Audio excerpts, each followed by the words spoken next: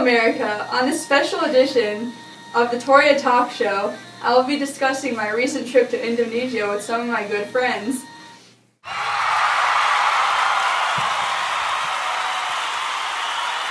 Joining us today to discuss their experiences are marine biologist Jessica Hutnick, Dr. Celeste Kunkel, and motivational speaker, author, psychologist, philanthropist, philosopher, entrepreneur, personal trainer, yoga instructor, advertiser, and life coach, Teresa Reinhardt.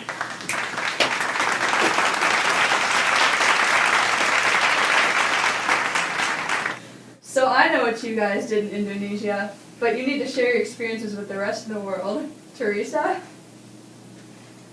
So once again, I'm Dr. Reinhardt. Basically, my job in Indonesia was to help build international relations in the field of human dignity and human rights. With the Muslim population of Indonesia being over 87%, there's obviously just a little bit of space for all of the religious minorities.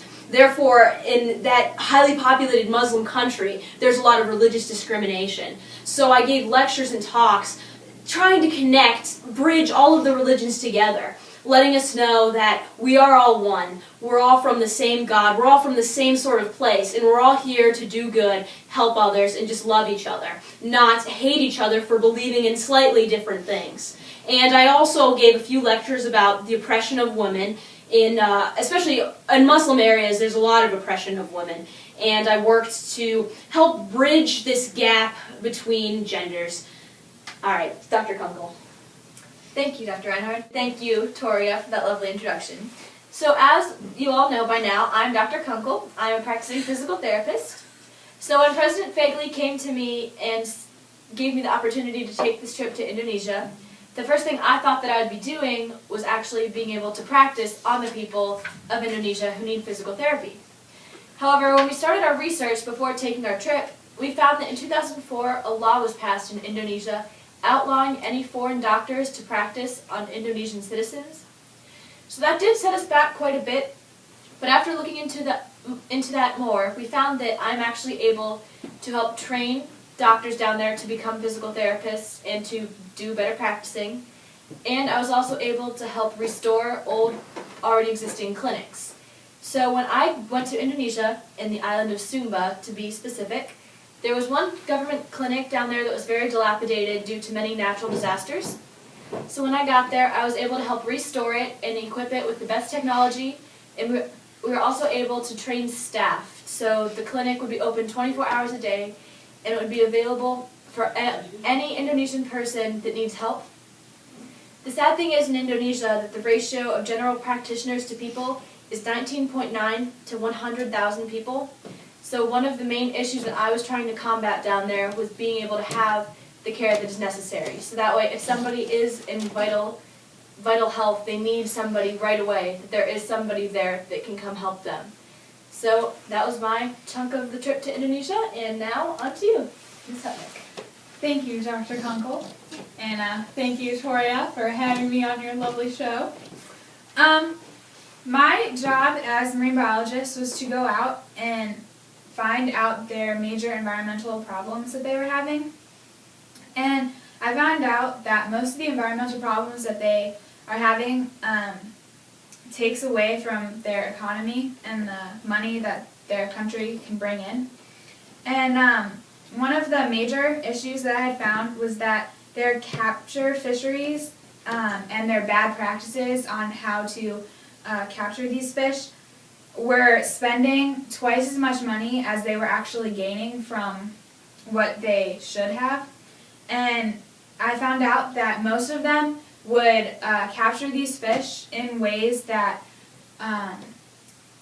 took away from the coral reefs and kind of just destroyed all the ecosystems that the fish had actually lived in. And these trainers, or these fishermen, became what me and some of the people that I had took down with me, we called them master trainers, because then they could go around and train other smaller fishing companies on what they learned, and that way the coral reefs would have time to rebuild itself and the fish can come back and live there again, and also that the country would be taking in even more money. And another thing was with the fishing has to do with illegal fishing or the capturing of these animals for illegal purposes, and this also took away from money from the economy. So what me and some of other people that went with me tried to do was set up kind of we went and talked with the government and kind of told them, we kind of informed them of that this was actually going on, but due to their lack of funds, they can't really do anything about it. So that was a major setback because there really wasn't much money for them to keep this business with the money flowing back into the country.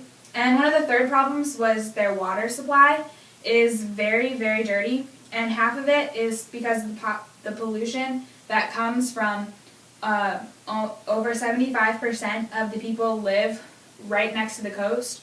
So with everyone living onto the coast, all of the waste deposits go into the water around them, and that water is their only source of for functioning. So we helped them drill better wells for them to have clean water, and we also sent in a bunch of shipments of like water bottles or the water cleaning tablets, and so they would have clean water, and so that their children can have clean water. And that's basically what I did. Thank you, Jessica, and Dr. Kunkel and Teresa as well. Now that the whole world knows what you guys did, I have one question for you. Since you did all this for Indonesia, what can they do to help us? Jessica and I both have ways that the people at home can help Indonesia. So one of the things that I worked with when I was down there, like I said, was building the clinics. And with money that I took with me from charities and combined with the money that Indonesia was able to give to us, we were able to build a clinic down there and to help restore it. And that only took $25,000. So that $25,000 built a clinic for 3,000 Sumbanese people, full-time nursing staff, full-time doctor staff, full-time electricity, and it helped them with state-of-the-art equipment and medicine as well. So pretty much the main thing for the medical industry that we can be doing down there is donating money. At the end of the show, we will be putting a hotline number on there where you can donate and give credit card information.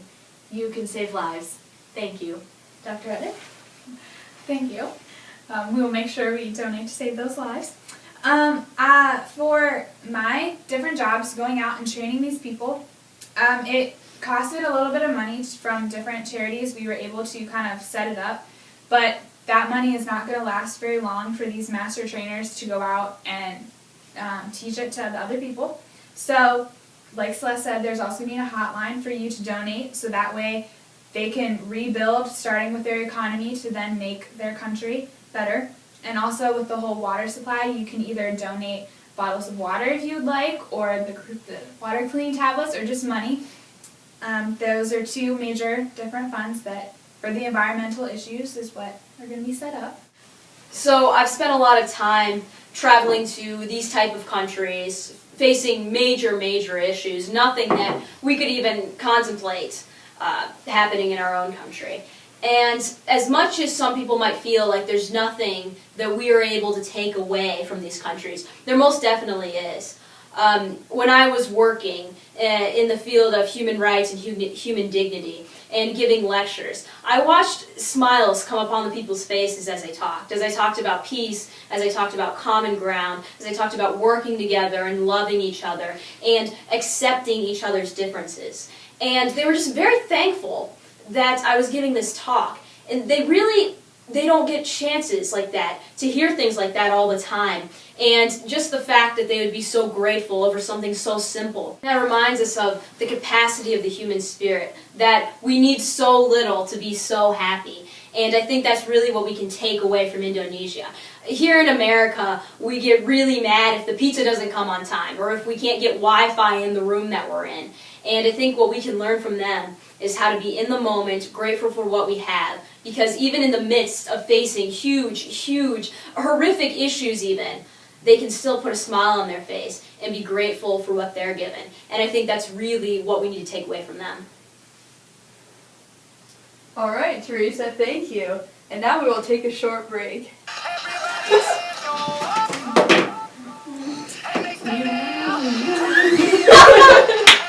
And don't forget to tune on to next week's segment about graphic organizers in classrooms. Helpful or useless? Tune in! Do it!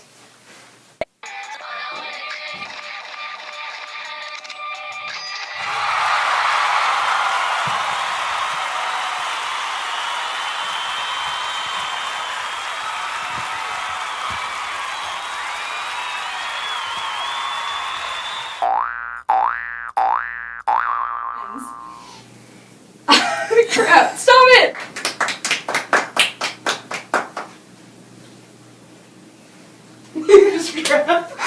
But share your experiences with the whole rest of the world. Sorry. I know. We started to research our journey. We found out that What? Hey guys! Since you did all this for Indonesia, what can they do to help us? Dude.